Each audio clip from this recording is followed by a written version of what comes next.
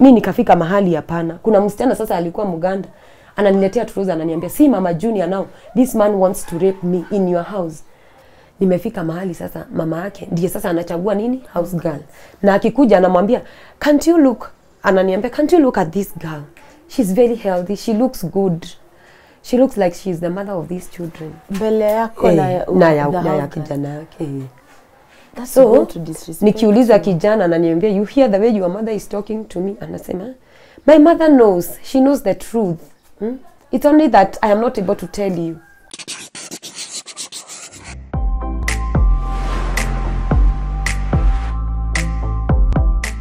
Greetings Tuko family, my name is Liliash and welcome to yet another episode of Tuko Talks. Now today we are here with a very beautiful lady, and when she sent us her story, she said she's on YouTube, and we checked and yes, talent is there. And it's amazing for me when I always see someone who can be able to sing and worship in God's name, because I think that's what keeps a smile on God's face, seeing that we are singing in praise of who He is and what He can do. So today where I am, we're going to listen to a story of a lady who has gone through a lot in her marriage. She has left, and now she's saying she's separated. In the marriage where she's gone through, not only being put down by her husband, but also by her mother-in-law, and in extension because of all the negative vibe that is going around. Even the society has brought her down, but that has not stopped her from being the mother of her 3 children, an amazing mother who's trying so much. So I will not tell you the rest of the story. I'll allow her to be able to tell you the story.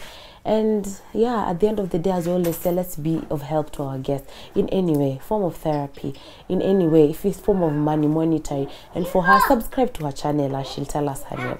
So without further ado, I'll let her introduce herself and we can go on with the story. Okay, how are you people? My name is Teresia Wangui Mbuthia, and I'm a woman, a mother of 3, and I was married but separated for now, and I have come out to give out my story to somebody. Maybe I can help you in one way or another, and also you can help me too in one way or another. So just be there, we talk together, we discuss, and it is well.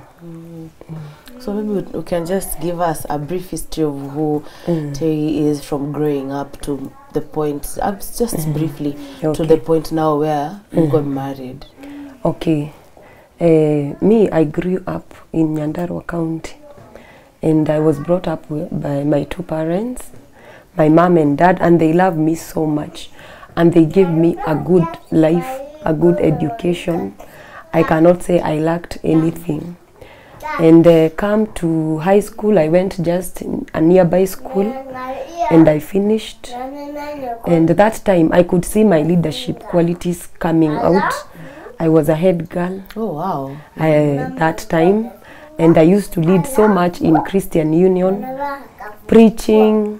Even in parade, I felt that these things were inside me.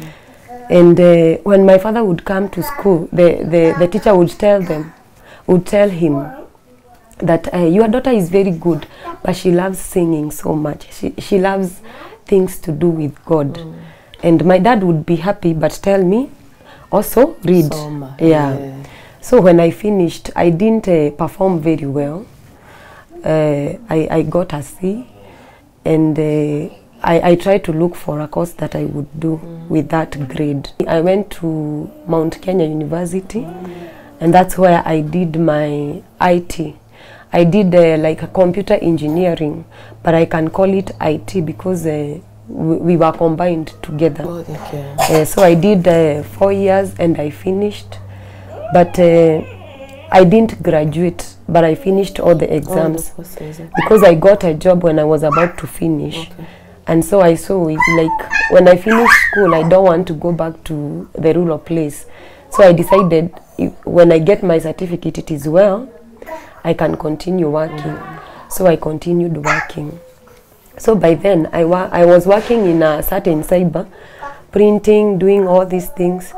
And a time came after like 1 year, I felt that I should not dwell in this job. I should do something else, like I get a good job whereby I'll be paid a lot of money, good money. and that's when I started looking for jobs via the email.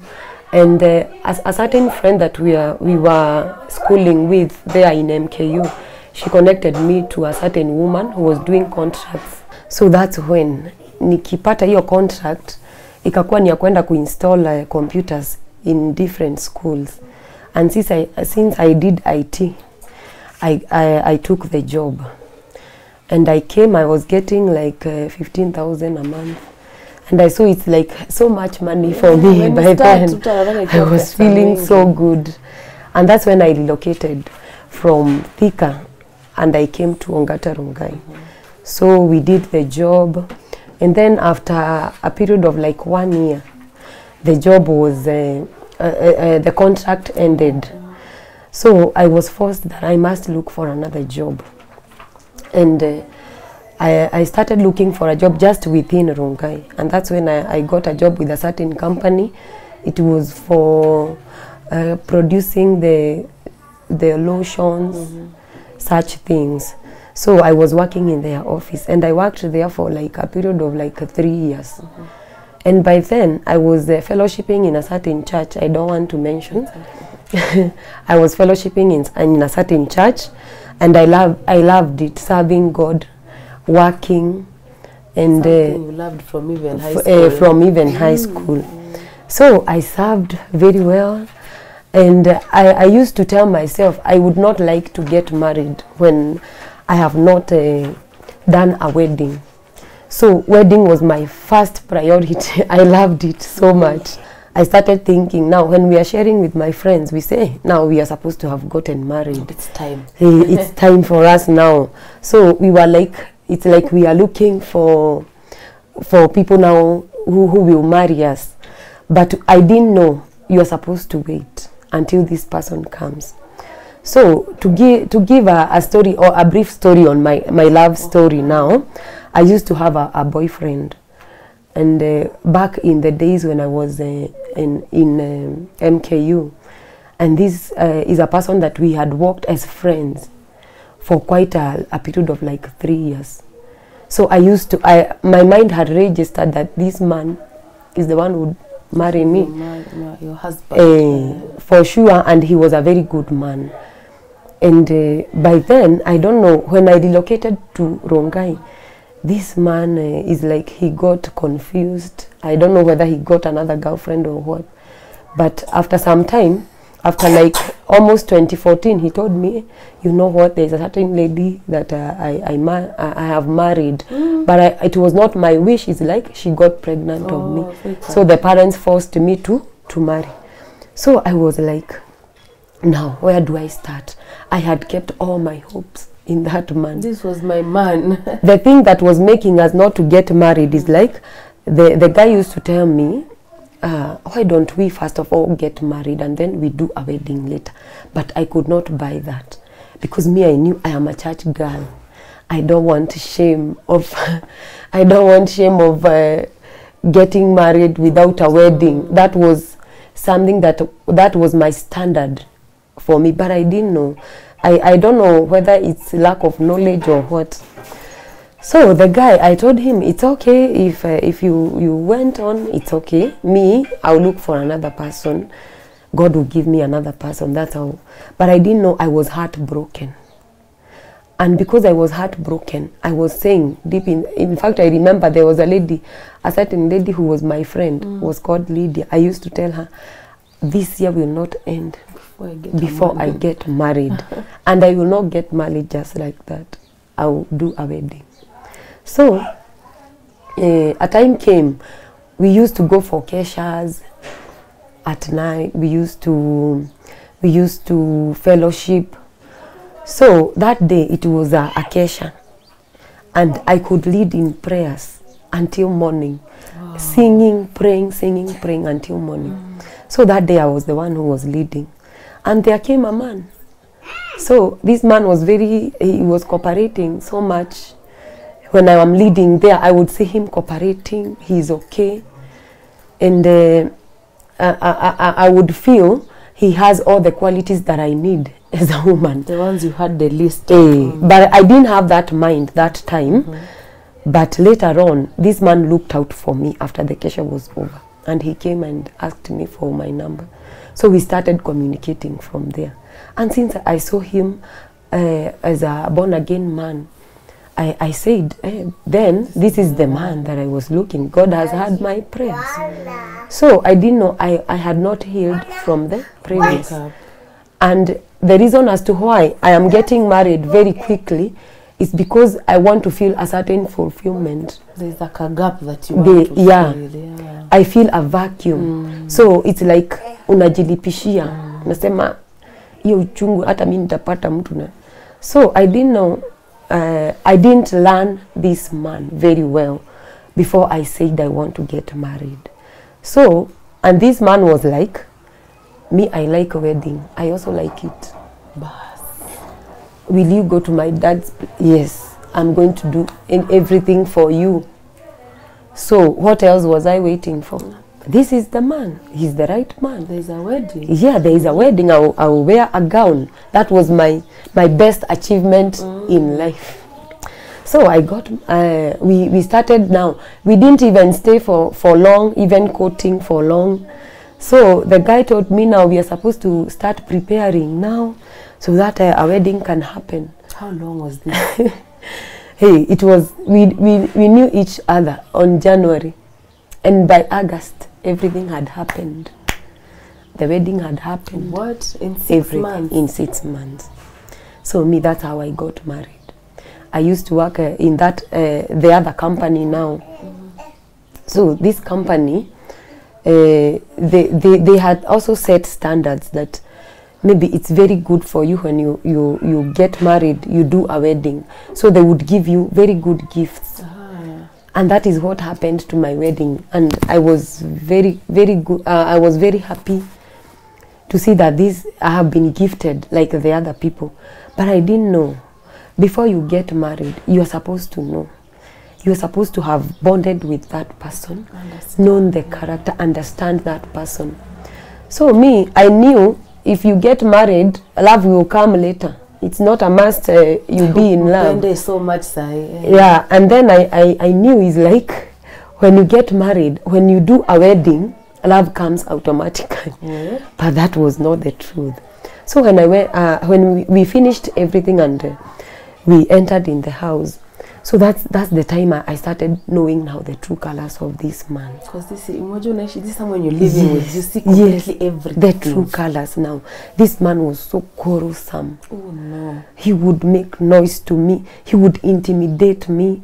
And immediately, me, I didn't know how to stay without, you know, maybe people know how to use contraceptives like that. Me, I didn't know. So immediately, I got pregnant with my first son.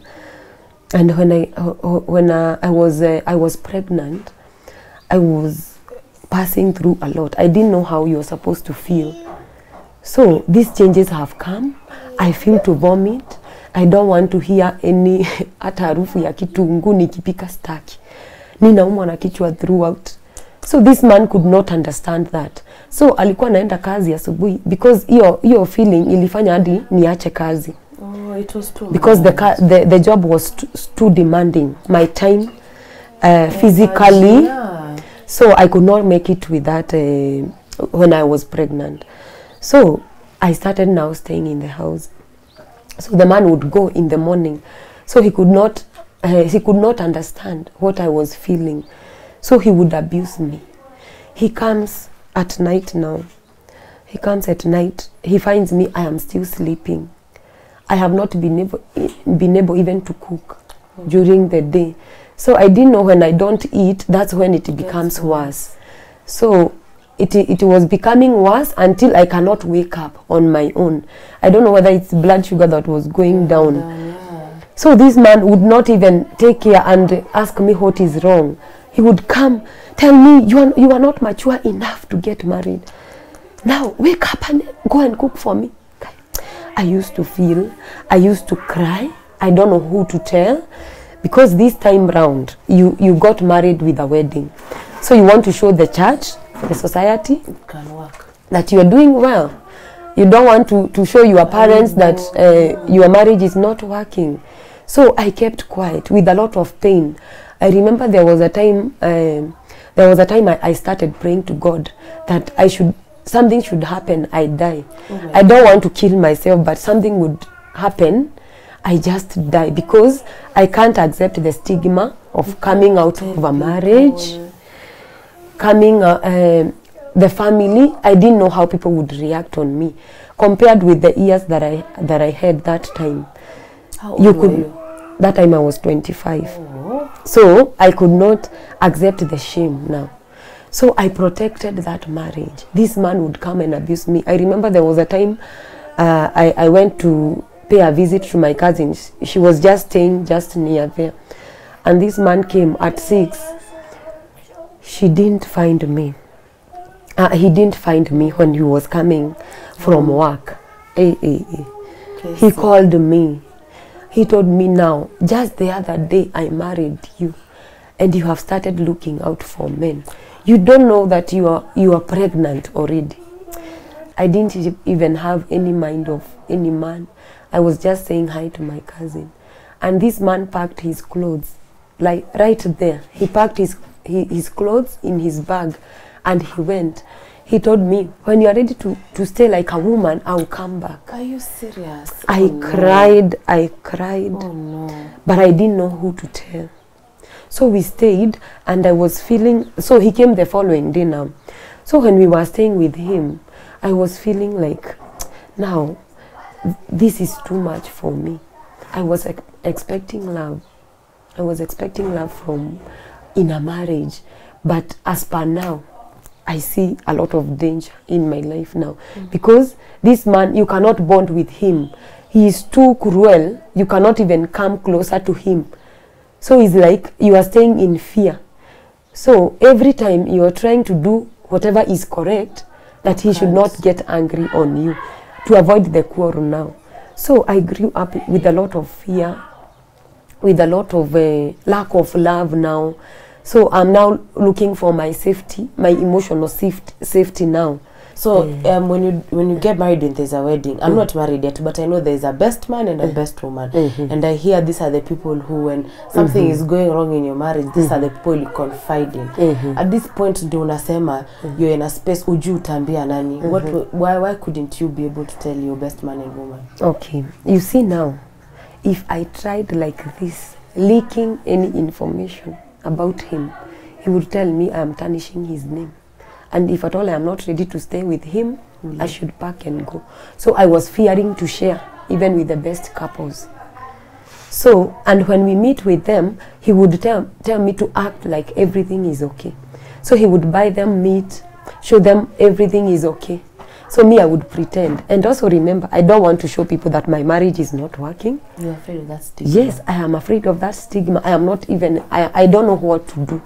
I am not ready to come out. I don't know what to do. And then you're young. Yes. So I was like, now, let me just stay with him and assume everything is okay. I just persevere. I was feeling like something will come and he will change. Because one thing, I loved marriage. That is what I can say. I loved marriage. And I would not like any separation. So even if this man was bad, I was trying as much as possible to become good to him so that the marriage would be sustained.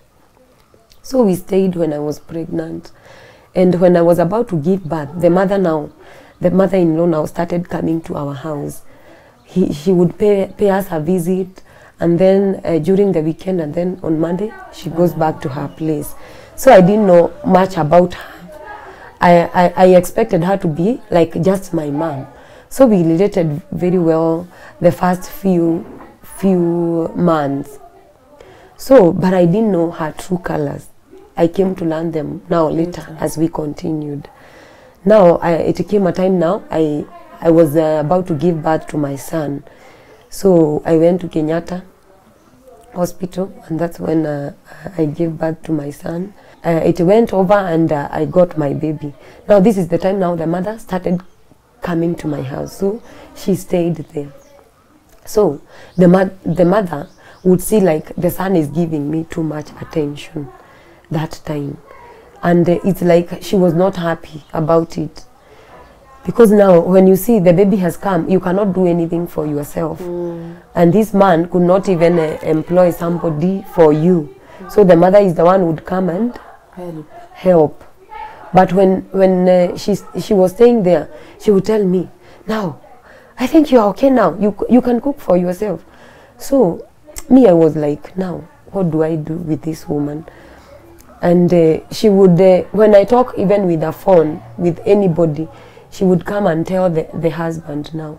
So the husband would quarrel me in front of the mother. In the sense that he's thinking you're talking to another man? Yes. So me, I stayed. I didn't have a word. So I just stayed. And I started saying that now I cannot survive this man, because even provision is a problem. If at all it is food, he would give you even 100 shillings 100 now. shillings and you just have a small baby. Yeah. So I started now calling my sister. My sister is well up, and I used to call her, tell her I don't have even Pampers. It is raining. I used to clean the nappies. So I don't have even the Pampers. Now, what do I do? My sister would send me even 1,000. I survive 2-3 weeks. Then my baby would cry so much at night. I don't know why the baby got distressed when he was getting born. So he would cry the whole night. This man would quarrel me. The baby is disturbing me. I have not even slept for even 1 week. Oh, no. He is chasing me away. Go away. I don't want noise. You are the one who is not breastfeeding the child. So go away and stay outside. He's calling the sound of his son crying noise. Yes. So that time, I would feel, now the baby has even inhaled a lot of cold. So the following day, the baby is sick. So this man will tell me, what? You are the one who is not able to take care of your baby. Now the baby is sick. It is your fault. And you remember, he's the one who chased me away. So when he'd chase you away, Unanda, where would you go? I just stay just near the door. So I would try to lullaby the child until the child sleeps. Now it is already in the morning, and you know the cold that is there in the morning. The mother now came, and then she's coming, she's leaving, she's coming, she's leaving. So this time she told me, I was like 3 months now. Now the baby is okay. Now you are the one who will be cooking for us. Who will be cooking for us now. So now I started the normal jobs. So the mother now would sit down. So when I cook food, they would discuss it. It is not good. So I would keep quiet. The only person I would call is my sister or my mom. So they would tell me, just persevere. It is going to be well. So my sister used to tell me, now just look for a job. If you look for a job and cater for your problems, and you are, I don't know what you can cater for your needs now. Don't be asking him for anything. Yeah. So that's when I started looking for a job. Even if the mother is in the house, I started looking for a job, because I knew now this is the only thing that can remove me out of that slavery. Come the 8th month, my child was 8 months. That's when I got a job. That's a long time. So I got a job with a betting company, and that job was paying, at least it was well. So I had to look out for a house girl.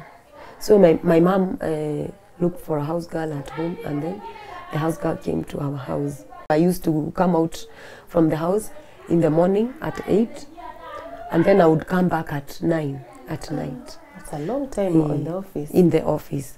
So, but because of the hardships that I went through, it's okay. It is okay. I was ready for everything. So I worked. And within 1 month's time, the house girl told me, now I am leaving.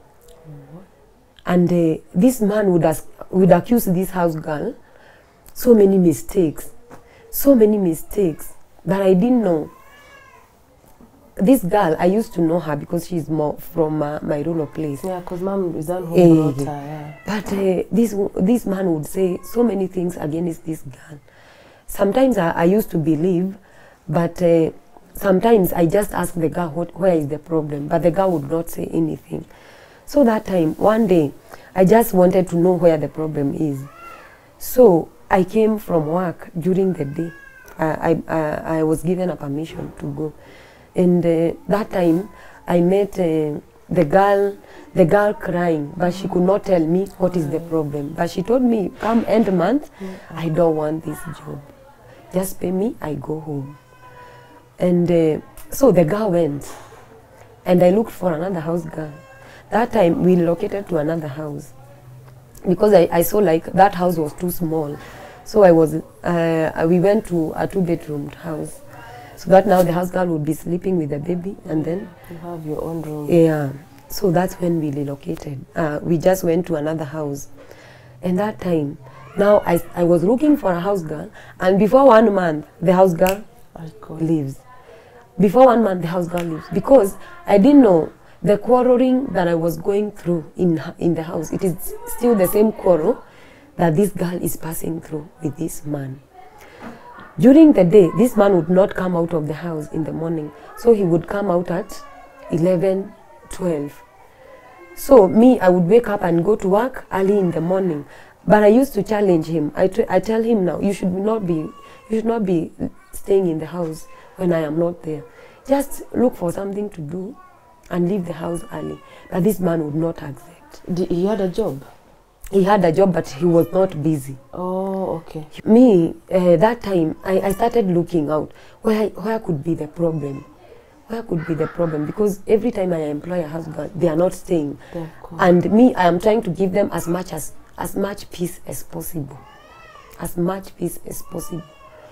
But this man could not. Later, a house girl just confessed to me and told me, now, you know why I'm living in your house now. When you go to work, this man is forcing me to have a love affair with him. Oh my God. But I don't want.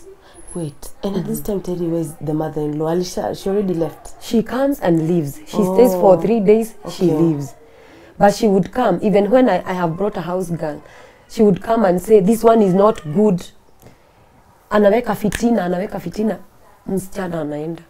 So me, I was left, hiyo kazi nilikuwa nafanya ni ya Mhindi. And you know, Mhindi hachezangi. Yeah, with work. They are so demanding. And they don't understand. So, me, I was like, now, how will I survive? Huyu mama, nikimwambia, basi, uwachwe basi na mtoto, hataki. So, me, I was like, lazima nitafute house girl. So, I didn't care. Nilifika mahali, I didn't care. Hata kama atakuja aende kesho, sawa. Bora At least today I have worked. Ninafika mahali, natafuta hata daycare, naenda.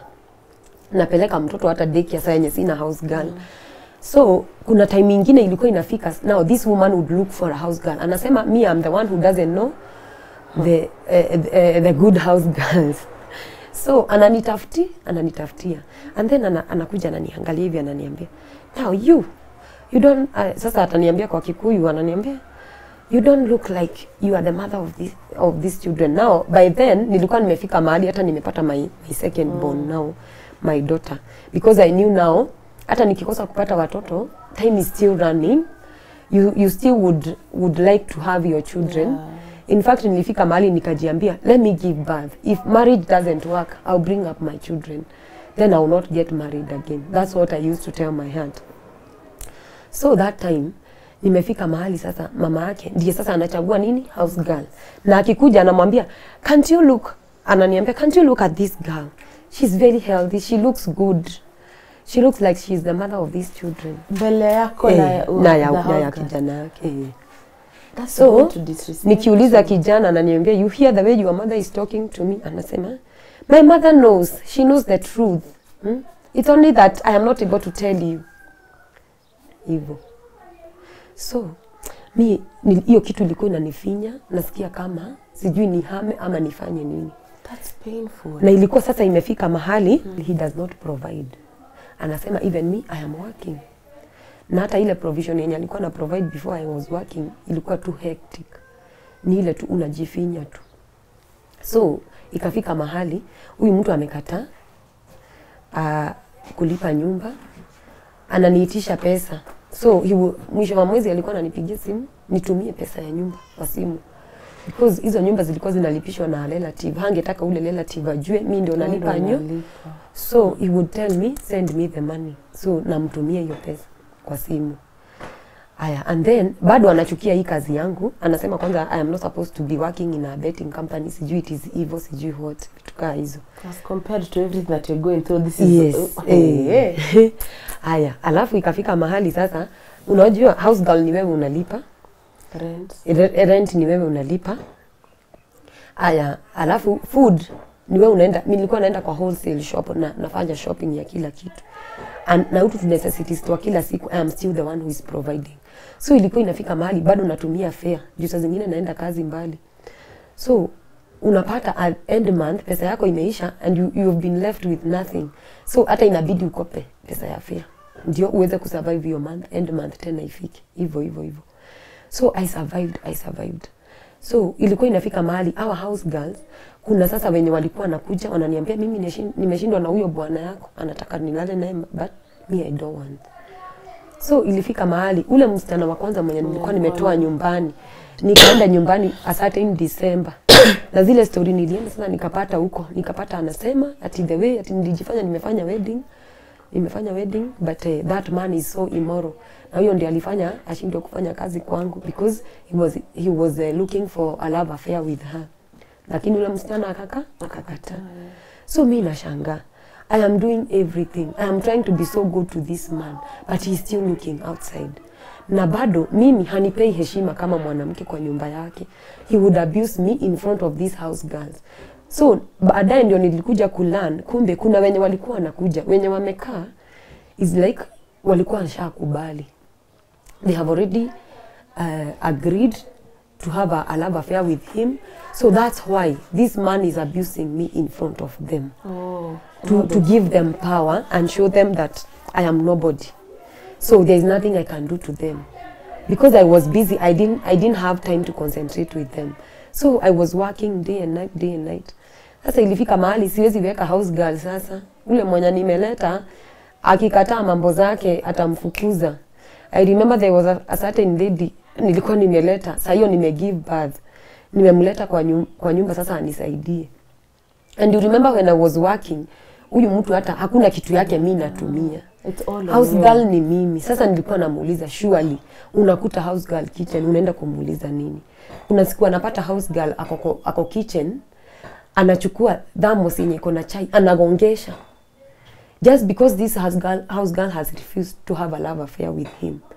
So na juu nilikuwa nimemtoa pia nyumbani, anaanza kusema ati watu wetu hatuna adabu, hatujafunzwa. So he would quarrel.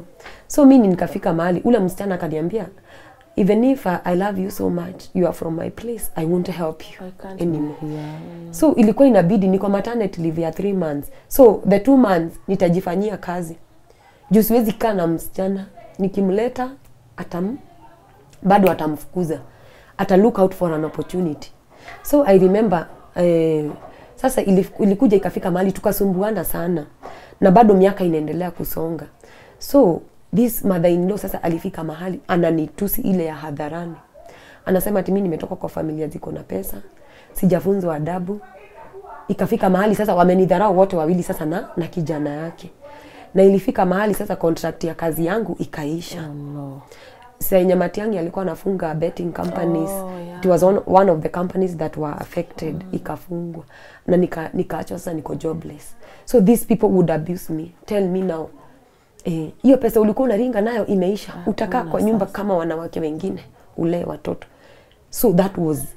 Huyu mtu sasa hata ukihitaji pesa. Nilikuwa najilipia kadi ya NHIF. So mtoto wangu akigonjeka, I used to take my son. Napeleka watoto wangu hosi without even consulting him. So ilifika mahali sasa kazi si imeisha. Nikamwambia basi pay for me the sacco. Juu nilikuwa na save pia kwa sacco. Nilipia sacco na NHIF. Hataki. Surely. Hataki kunilipia kabisa. Hata NHIF na watoto ni wake. Na watoto ni wake. So ilikuwa inafika mahali mtoto amegonjeka, fever imepanda. Aya, ilikuwa imefika mahali sasa. Hii time yenye nilikuwa na provide sana. Yeye alikuwa ameacha job kwenye alikuwa na akaanza entrepreneurship. So hiyo kazi yake ikakuja ikakuwa sawa. So badala ya kuni assist aniondolee hiyo mzigo, ikafika mahali yeye alinunua gari. So he was doing life with his car, he was okay. So mimi hiyo gari hata singeingia, hata singeguza. Ilikuwa inakaa ni kama I'm just a stranger. I am like a house girl. Huyo mtu anakutreat kama house girl. So kazi yake ni asubuhi akuachie either 100 ama 200. Then he goes. Na jioni anataka kupata chakula. Ilifika mahali sasa mtoto wangu I remember there was a time mtoto alikuwa amegonjeka sana. My first born son, na fever ikaenda juu. Ikabidi ni saa 9 ya usiku namwambia amka tupeleke mtoto hosi. Ako na gari na iko nje.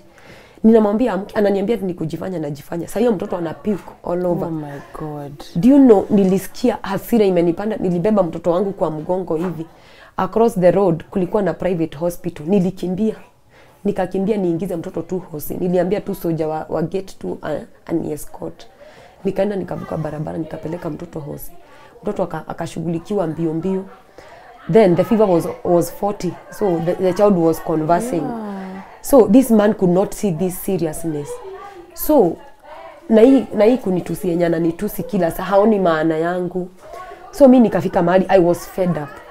Mi hiyo time nilipigia my sister simu. Juu nilijua hata hosi hata lipa. My sister akanisaidia. Then there was a certain cousin of mine na alikuwa tu area. Pia yeye akakuja. They came and consoled me. Na tukakaa hosi kutoka saa 9 ya usiku tulikaa hadi asubuhi until the baby was okay. But daktari akaniambia you must do a follow up because hiyo infection yake it was very bad, ilikuwa kwa damu.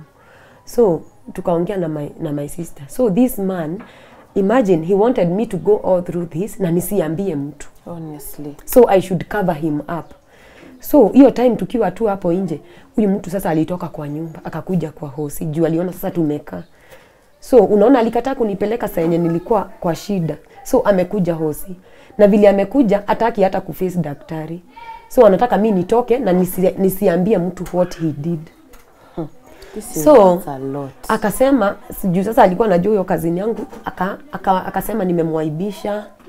Ati namwaibisha kwa watu.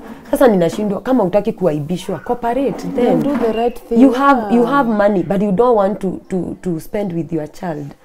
So mi ilifika mahali hiyo time nikakasirika sana. Na sasa vile alikuja hosi anasema ati atubebe na hiyo gari yake.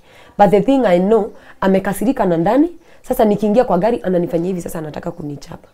So me I was like I can't take this. Because already I am in trauma. My son is sick. Zile vitu zote amenipitishia, sina kazi. Instead of him giving me the moral support that I need, ni kunitusi, kunionyesha sasa I am nobody. Yeah, I am kudhara. Sasa hiyo time nilikasirika. Kazini yangu kuna pesa alinipea akaniambia nilishe mtoto. So bado tuliingia kwa hiyo gari yake ndio sasa aturudishe kwa nyumba. But the moment tulifika kwa nyumba, this man was looking like a lion. So ilibidi nikae na ninyamaze, aongee vile ataongea na nisibishane na yeye. But mimi nikamwambia just know that in my place, in my parents' place, mimi sikuwa nimefukuzwa na I have a life to live. Na nikamwambia mimi I am going to live. Akaniambia in fact umechelewa. So pack your things and go. Oh my God. And because he knew I didn't have money, alikuwa anasema hivyo akifikiria siwezi enda. So hiyo time mimi nilikuwa najua ile pesa niko nayo. So nilipigia sister yangu. Huyu mtu sasa alitoka akaniacha kwa nyumba. Akaniambia ukisikia utaenda, enda. Wacha kuniharibia jina mimi. I am a man, nimetengeneza jina yangu miaka mingi sana. You are coming to spoil it with one day. So me I was like, now huyu mtu hana haja na maisha yangu. So nilipack nikabeba nguo kadhaa na nikabeba watoto wangu. That time I had 2 kids. Nikaenda kwa sister yangu. My sister lives in Nyeri. Nikaenda. Sister yangu sasa akaniambia, ni vizuri hata kama uja decide kutoka, it's good to teach somebody a lesson. Uone kama anaweza change. At least some because break. Sometimes you go through these things na ujawahi hata sikuwa na share na my dad. So jioni I think now he came back to the house na akakuja akapata hatuko. He started looking out for us all over. But because alijua nitaenda, he called my dad now. Na kuna type ingine nimeona ya men who are like they know how to portray a very good picture to the public, but to you that person is like an animal. Yani haoni huyo mtu kwako unamjua na picha ingine yenye watu wa nje hawamjui. I think they call them narcissists. Yes, he's like a narcissist man. Huyu mtu juu tulikuwa tunaenda hata home kwetu, he would give a certain picture. Kama ni pesa, afadhali akope apatie babangu, amuonyeshe we are doing fine. Huyo mtu ataenda amwage tu pesa, apee watu pesa, but to me, mi sina hata 100 kwa mfuko. Na tutarudi tena tukirudi Nairobi, huyo mtu ukimuitisha hata pesa ya maziwa, anakuongelesha tu vibaya. Anakwambia pesa nimeacha kwenyu. Unataka nitoe pesa wapi? Na mimi sitaki kuonyesha wazazi wangu, it is too bad. Because my mom sitaki tena apate stress. Yeah. Inabidi zingine umecontain na ndani. Ukifikiria things will be okay. Akapigia father, akamwambia huku nimekuja, watu hawako. Tulikuwa tumekasirishana asubuhi na siku anafikiria alikuwa serious. Alikuja huko. Mimi saa hiyo sikuwa nimeambia father nishaenda kwa sister yangu. But mother nilikuwa nimemwambia. So ilikuwa hiyo time nilikuwa nataka sasa kucall after nimefika. Unajua mizigo na watoto. Sasa hiyo time ndio father hata ni yeye alinipigia akaniambia naambiwa kwani kulienda aje. Mimi nikamwambia I'm fed up with that man. Zile mambo amenifanyia leo na nikumaanisha kama angekuwa ananipenda, he would give me the all support I want. Unajua kuna mtu anaweza akakuoa lakini hana do. But this person, the 200 shillings zenye ako nazo, atakuja kwambia niko na hii, tutafanya aje. And you would stay with that person with a good heart. Lakini huyu mtu anakaa ni kama when you are rising up, he is trying to bring you down. Father ananiangalia na nihurumia because sina kazi, niko na watoto wawili. Sasa anashindwa atanisaidia aje. Sasa hiyo time father akanisikilia huruma sana. Because sasa aliona surely kama huyu mtu tumefikishana hapo, what about the rest of the life? Sasa hiyo time wakaongea na yeye na akamuongelesha sana. My dad is too calm, hatakangi kelele. Akamuongelesha, akamwambia you are the one to build your wife. You are the one to make your family stay together. Why do you, because sasa madhe alikuwa sasa amejua hizi stories za mamake za nini, za wasichana za nini. Sasa mamake babangu akamwambia tulia, kuwa mwanaume, feed your family the way it's supposed to be. Kama hakuna pesa, ambia bibi yako, be in agreement, work together, communicate. Sasa hiyo time he lied low to my dad na akamwambia nimejua na makosa imekuwa yangu. In fact nimeona my wife has really suffered under my hands and this one I am not going to allow it to happen again. So the following day father alinipigia simu akaniambia my daughter, huyo mtu nimemuongelesha and because it has never happened again, just go back na uone kama ata change. Katukujia tukarudi.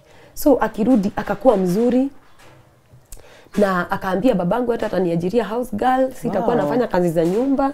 So akanifanyisha maisha imekuwa nini juu tena, akakuwa mzuri. So mimi nikafikiria iko sawa. Alafu father aliona Kenya tunasumbuliana sana, huyu mtu hataki kuprovide. So my dad helped me with a capital. Akaniambia I'm going to give you this money so that uanze business. Uko una providea watoto wako, muache kusumbuana just to make it easy for me because hawezi akakwambia utoke kwa marriage. Haya, vile nilirudi akakuwa mzuri. Acha nikwambie kulienda aje. Nilipata I got pregnant. My third born now. Sasa hii time vitu zikakuwa sasa worse. Sasa mamake sasa alikuja tena akahamia kwa nyumba na ni after now 3 months hivi. Mamake tena amekuja kwa nyumba yangu. Sasa ako tough because sasa amejua ile story nishaenda kwetu. Amesema sasa nimeharibia kijana yake jina. Nao sasa kijana yake kumbe ana pretend na ndani but inside he has bitterness. Sasa nikafika sasa nimeweka ile duka. But hii duka ninaweka ndio niondokee mama yake kwa nyumba. Juu tukikaa na mama yake hivi kwa nyumba tutaambiana nini? Kila saa na kucommand, kila saa kila kitu si mzuri. Everything is bad about you. Sasa nilikuwa mimi natoka naenda kwa duka na bado siku na house girl kwa nyumba. So huyu mama anafika mahali anakelelesha house girl, hawezi kaa kwa nyumba kwa amani. So ilifika mahali house girl tena akaanza kusema anaenda. Ile kazi nimeanza niko na ball. Niko na watoto wadogo. Sasa hiyo inabidi nimebeba watoto wangu nimeenda nao kwa hiyo duka nilikuwa. Tena narudi nao. Tena anasema nimuachie. Kesho amekataa. Ikafika mahali anasema ati siangaliangi watoto, ati siwafeed vile inakaa. Sasa ilifika mahali huyu mtu ameacha tena kuprovide kwa nyumba. So kwa ile duka anatumana vitu zikujiwe Hata mamake anatuma vitu akujie wapi? Sasa mnakula stock. Sasa tumeanza kukula stock. Oh my God. Na huyu mtu ninaona ako na pesa. Hataki ulevel up. His aim is ukae nini? Kama shida. Ukifika kwa nyumba ni shida. Mama yake ako huko. So wanakuongea hata even when you are hearing with your ears. Sasa mimi ilifika mahali nikakuwa niko too fed up na hawa watu. I remember kuna auntie yake, bibi ya brother yake, nilikuwa na share na yeye. Sasa mimi nilikuwa namwambia mimi hata sasa hii mimba imefika mahali nasikia kama hata unaweza omba Mungu hata itoke ama I don't know kitu tu ifanyike because sasa nitazaa mtoto mwingine, niko na wengine wawili. How will my life now be? Na feel I am ambitious, I want to build up my life, but zile vitu zimenizungukia hivi hakuna kitu inawezekana. Anataka akutanish ukue kitu ya bure. Juu kuna time I remember alikuwa ananituza ananiambia ati unajua wewe hakuna kazi nyingine nimekupea. Kazi yenye nimekupea ni ya kuzaa tu na kulea. So the mentality of the woman that he was looking for is this woman mwenye ako tarnished, yani ule mtu hajielewi. So maybe that's the kind of a woman he wanted to marry, but anapata me, the more he's trying to suppress me, I'm trying to rise up. Na sasa hiyo ndio anajaribu kukill. Na kitu moja nimeona this narcissistic men, the first thing they do is killing your self-esteem and killing your personality. So hiyo time ilibidi sasa duka imenishindikana, niko na bond. Hauwezi lipa rent. Hakuna kitu naweza fanya, rent ya duka huwezi fanya. Sasa ikabidi nimerudi tena kwa nyumba na ile pesa yote yenye nilipewa tena umeweka hapo kwa stock. Zile vitu ni perishable. Sasa ilibidi nimefunga duka. Sasa nikamwambia basi juu duka imeshindikana umekataa kuniongezea stock na vitu tumekula tu hapa kwa nyumba, nitafanya aje? Nikarudi kwa nyumba, nikamwambia aende afunge hiyo duka, achukue hizo vitu. Hataki. So vitu zilikaa hapo for 2 months. Bado hataki kuniendea. So bado ni rent nyingine inajicount. Of course. So ilibidi nitafute pesa vingine, niende nilipe hiyo duka ndio nitoe hizo vitu. Sasa hiyo time it's like nilimsukuma ndio twende tuchukue. So the landlord wa hizo nyumba ataniuliza, how do you survive this man? How do you survive? Because he's too difficult to deal. Reasoning yake is like si kama ya watu wa kawaida, because me I knew somebody who is normal, you are supposed to reason out kama mwanadamu. You are supposed to have sympathy for somebody. Nilikuwa nasema hata kama sio kunipenda, si anihurumie tu, even in the status that I am in. But this man ananichukia tu bure. Sasa ilifika mahali hii sasa nimefunga duka, nimekaa kwa nyumba. Mamake sasa ako kwa nyumba. Mimba yangu bado inaendelea kukua kubwa. Sasa nikashindwa, will I give birth then when this woman is here now? Nilimwambia I won't give birth when your mother is in my house, because zile vitu mmenipitishia nikipata hawa watoto wengine it is too much. So mimi sipati nini? Sipati akiwa hapa, mtafutie kwenye ataenda, because akona nyumba yake, mbona anakataa kwenda kukaa kwake, anakuja kukaa hapa. Even if I try to intervene with the relatives, hakuna mtu anashughulikia mambo yake. Mimi tu nabaki, huyu mtu ameshinda watu wote kwa familia zao. Sasa kwangu ndio atakuja kukaa, hanipei heshima. Nikipika chakula anaweka maji in my presence. Vile nilimwambia mamake akai kwa nyumba yangu nikiwa na ball, hapo ndio alianza visirani akisemanga ati nachukia mama yake, simpendi, sijui ati amekuja kujua hivyo. Sasa ilifika mahali sasa hiyo time alikuja usiku na mamake ako kwa nyumba. Si unajua sana nilishatoa ubaya, na nikamwambia mamake akai kwa nyumba yangu. Akakuja akaniambia hiyo time hakukuwa stima everywhere, so nilitumia kado. Amekuja amemulika na simu yake akakaa kwa kiti. Akaniambia nitashinda hapa kama hujaniakishia kando. Ulikuwa unafanya nini? Unalala usaidike na nini? Hivyo. Mimi sasa nilienda sasa niakishe gas ndio nichemshange chakula nikuje na hii kado. Haelewi. So aliona kama nimenyamaza. Alikuja mbio sasa kitchen. Remember I am 8 months pregnant. So alikuja akanishikia hapa. Sasa nikaona huyu mtu anataka kunichapa. Atanigonga wapi, nani ataumia? So ilibidi nijitoe na nikaingilia chini ya miguu yake hivyo. Nikatoka nje. So alinifuata. Sasa nilienda kama nimetoka nje. Nikashindwa sasa nitalala wapi, nitarudi wapi? Siwezi rudi kwa hiyo nyumba. Sasa mamake vile alisikia commotion aliamuka. Vile aliamuka mamake akaanza kusema, "Huyo msichana ana adabu. Nimemuona. Hebu ona sasa vile anakufanyia. Hebu ona vitu zenye." Sasa wakakuwa sasa wote they are against me, the two of them. Mimi nikaona sasa hawa I cannot survive You there. won't stay here. Niko na night dress. Ilibidi sasa nitoke niende kwa kazini yangu. Kazini yangu alikuwa anaishi area. Sasa nikampigia simu nikamwambia mimi nipe tu mahali kwa kulala, kesho tutatatua hii maneno. Nikaenda nikalala huko. Sasa vile alilala hadi asubuhi. Mimi the following day ilibidi sana nitafute intervention ya mtu wa kanisa. Sasa wakiwa na bibi yake hao watu wakakuja tukaenda mahali wakamuita wao wenyewe, tukaenda tukaongea. Walimuongelesha the following day until it was dawn in the morning. Wakamuongelesha na kusema ukweli, huyo mtu akiongeleshwa na akiambiwa hizo vitu anasema makosa ni yake. Anakubali kila kitu vile umemsema. Lakini hao watu wakienda from there, huyo mtu sijui utajificha ama utakaa wapi. Atakutusi non-stop. Akikwambianga huna akili, unamharibia jina, kama utaki mambo zake toka uende, na bado zile vitu zenye unaenda mrekebishe hawezi rekebisha. Sasa ilibidi tumerudi kwa nyumba na bado mama yake bado anaendelea kukaa. Sasa vile watu relatives wangu wenye walikuwa karibu vile waliona vile ananifanyia, ilibidi wachukue mamake wakamrentia nyumba na wakamprovidea kila kitu. Ndio at least nipate peace of mind, nipate mtoto.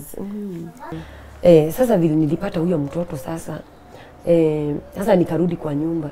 But sasa hiyo time unaona alikuwa amekataa hadi kwa ajili another house girl. So ule msichana mwenye alienda akatafuta nikiwa hosi ndio aweze kuangalia watoto wengine.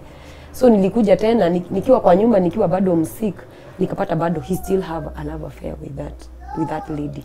So nilikuwa natoka kwa bedroom na wapata bado wameshikana. So nilikasirika na nikamwambia staki. It's something you could see. Let me bring up my children. Sasa ilibidi nikae na watoto, nimezaa, ninalisha hao wengine na ninajifanyia kazi zangu. Juu kuna haja gani? Hakuna kitu naumanga mwanamke kama kuletewa, kama mwanaume kukucheat ukiona. Mimi sikatai, men do cheat. But why cheat in the eyes of your wife inside the house? Yeah. Sasa ikafika mahali mimi sasa nikaona huyu mwanaume hatuwezani. Yes, nimepata mtoto. So I started praying. When I'm inside the house, nikaanza kuomba Mungu, give me an idea of either a business that I can do so that I can lead on with my life. Because vile imefika, hakuna upendo, hakuna kitu tunafanya na huyu mtu. This is so toxic. Yeah. I can't take it anymore. Alafu kuna kitu moja nimeona. As a woman, if at all the man that you have in the house does not approve you, even the world cannot approve you. Utakuwa una feel kuna kitu ndani yako. So mimi hata nikienda mbele ya watu nilikuwa najiona na ile picha ule mwanaume amenitanish nayo. So na feel as if sifai, najiona hata nikitaka kuachieve kitu siwezi achieve. Sasa ikafika mahali sasa nikaambia Mungu anipea idea. Nikaanza kujipenda. Nikituma picha kwa Facebook unaona watu wana like. Nika record song yangu kwa YouTube. Hata ukiangalia kwa YouTube my YouTube channel is Terry Mbuthia. Nimerecord song yangu na bado kuna ingine bado nilikuwa nimerecord. So nikaanza kujipenda na nikaambia Mungu now I have to start working on my life. So ilifika mahali pia nikapata idea ya kufanya House Girls Bureau. So nikaianza kwa WhatsApp kwa simu yangu. So nilikuwa mabeshte wananitisha house girl napeleka wananilipa. So this man didn't know. So nikafika mahali wale wasichana wengine nakuja nao, wengine I used to tell them to spend in my house. Alafu the following day ninawapeleka.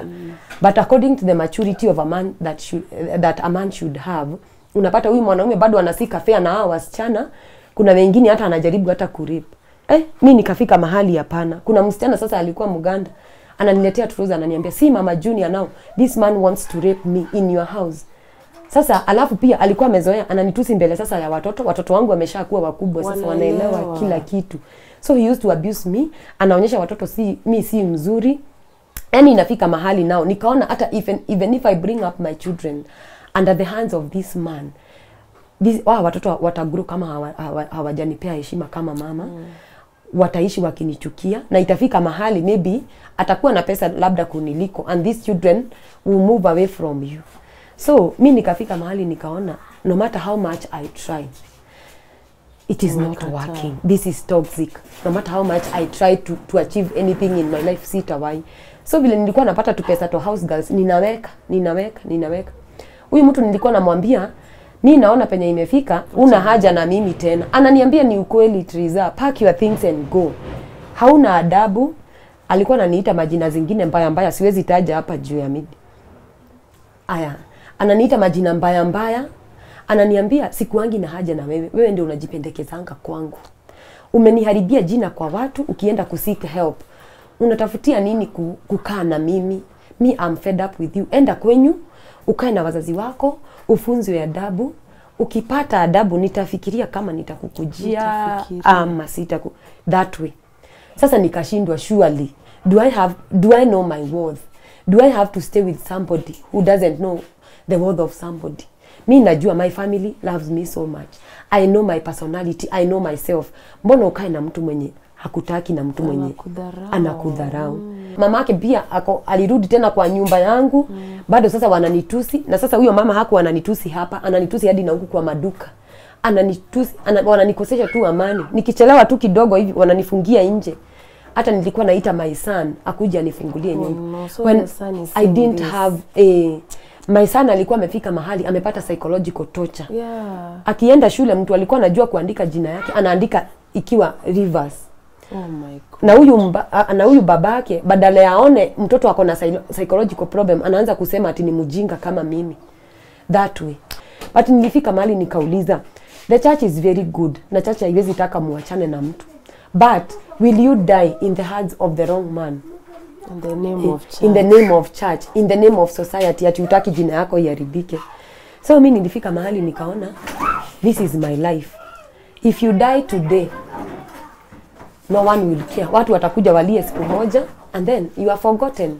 Uko na watoto, utawaacha wakipata shida. Whatever you have gone through, it is the same thing that your children will go through. So mimi nikaona hapa hakuna haja ya kuendelea kukaa na huyu mtu. So ile pesa nilichukua, nikatafuta kanyumba single mahali. Na nikaenda nikalipa, nikachukua, sikuchukua kitu kwa hiyo nyumba. I remember nilikuwa nimepewa vitu mingi sana siku ya harusi, but I left everything. Nilichukua jiko ya kupikia tu watoto na vitu kadhaa na nguo za watoto, nikaenda na nikaanza life tena. So huyu mtu vile alisikia alikuja jioni akapata nimehama, he didn't care. Alikaa for like 1 month without even thinking there was somebody who was living in his house. Then the mother, sasa aliendea vitu zake zote, akakuja sasa kahamia kwa hiyo nyumba yangu. So they started staying together, the mother and the son.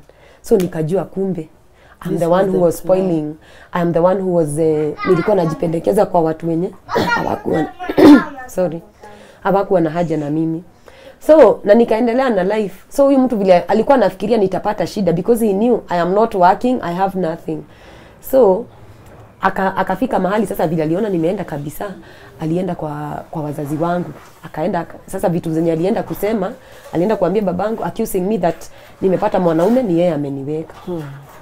So babangu akamwambia no, I know my daughter cannot do that. Na Kenya anakula ama Kenya anakula sahi, ni mimi najua, ni mimi najua. So wewe kama baba ya watoto, what are you doing to help your children? Help your children, leave alone my daughter. Akiwa kama mtarudiana, but first of all know about the children. Hiyo time ndio alinitumia, after kufosiwa na babangu akanitumia 6,000. And from there up to now sikuwahi pata kitu kingine. So Kenya alikuwa sasa alikuwa anatafuta kwenye ninaishi. Hiyo time tukisumbuana hivyo, ule house girl nilikuwa naye sasa mwenye nimeweka ndio niweze kutafutia watoto. Pia ni kama wako na affair na yeye. So stories zangu tena ana leak. Anaanza kumuuliza kama kuna mwanaume ananionanga na yeye, but in the real sense huyu mtu alikuwa anataka hivyo anishike na kitu yenye atani accuse nayo na huko nje.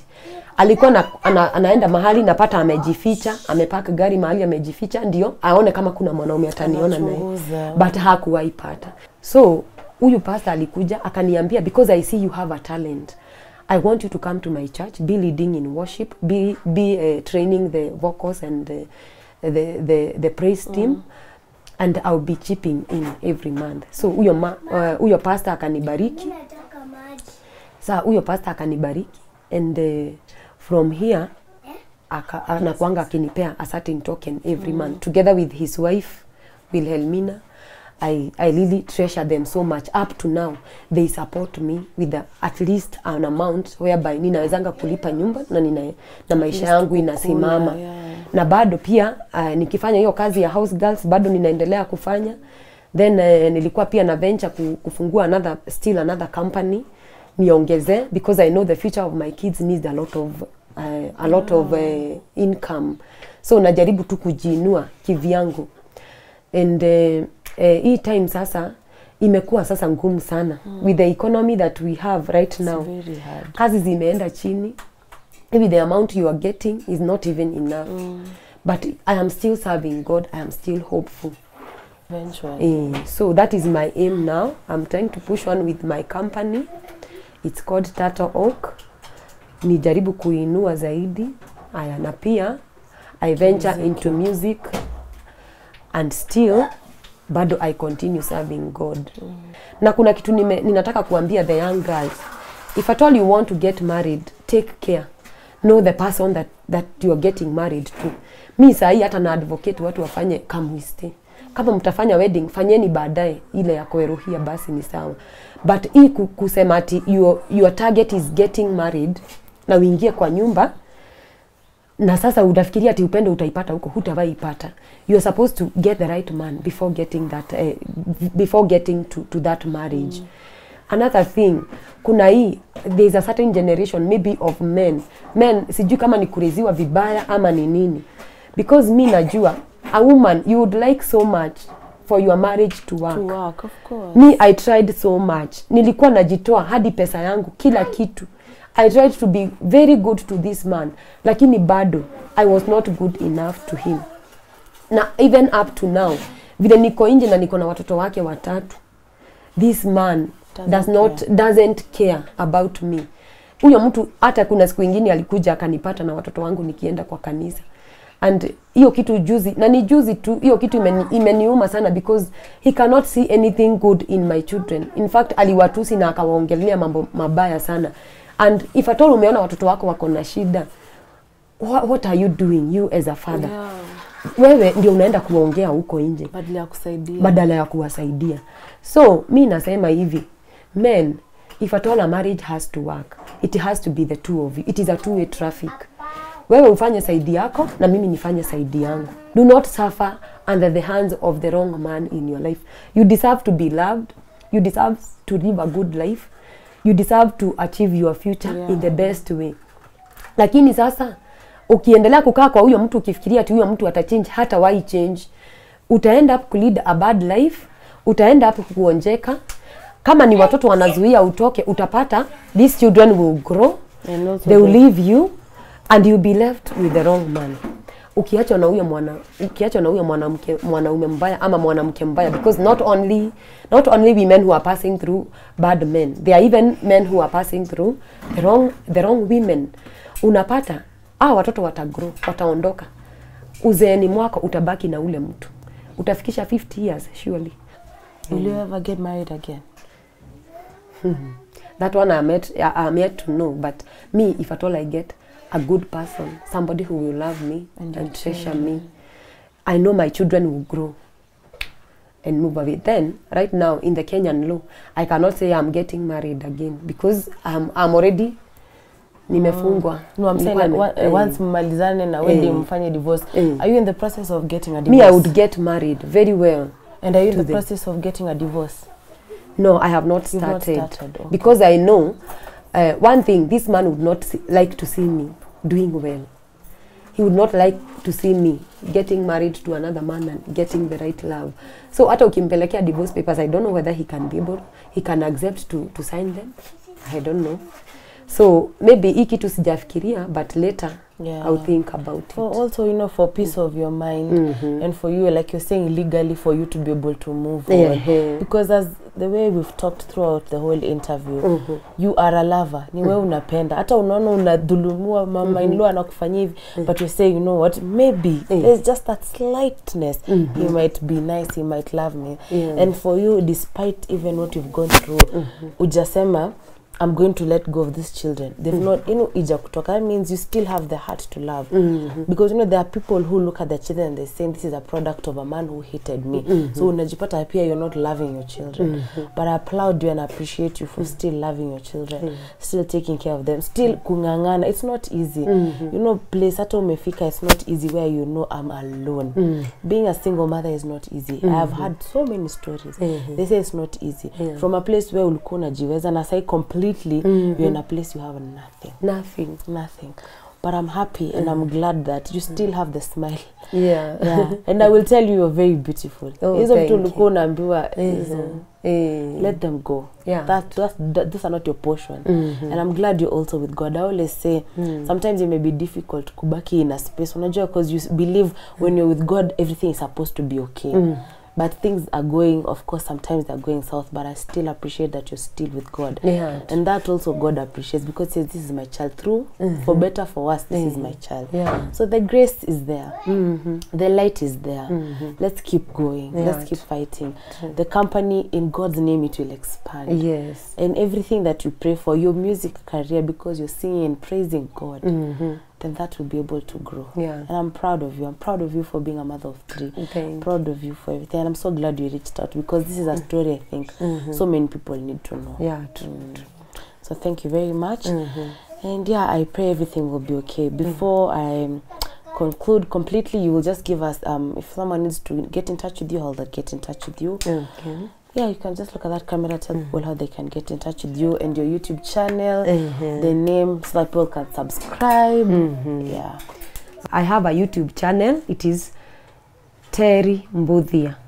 Terry Mbuthia. And I have sung the gospel songs. Then I am in Facebook, Koiteri. I am in Instagram, Mbuthia Terry. And I also have my phone number. My phone number is 0724 0724 057 875. I repeat again, 0724 057 875. Above all, kuna mtu anaweza taka kunisupport na anything. You would like to support me in my music. You would like to support me even with my children, everything. May God help you. If you give a hand of help to somebody else, even you, somewhere else, God will bless you. Yeah, God bless you so much, and I love you so much, and I love Tuko. Thank you. Yes, thank you. And we love you too, and we appreciate you too. So guys, you've heard that story. One thing that I have come out of the lesson here, yes, I'm a young girl also, I'm not married, but she has taught me one thing: learn your partner before you jump into marriage. Do not fantasize the wedding. Don't fantasize that thing without knowing what you're getting yourself into, because once you're there, then coming out may be difficult. And also once you're there, you just don't know how far things can go and how worse it can get. But we are glad that she's still here. We're glad that she's still strong, that she's still healthy, and there's much more for her life that she can achieve. The dreams she wanted to achieve, we pray God will be able to give her the strength and the grace to do it. So ladies, and also you men, as you've heard, before you get into that wedding, before you fantasize that marriage, the white gown, the suit, the singing, learn your partner first. Learn your partner and then get into it, because once you've learned somebody, you'll be able to know the ups and the downs of this person. And we appreciate you so much for being a lesson to us.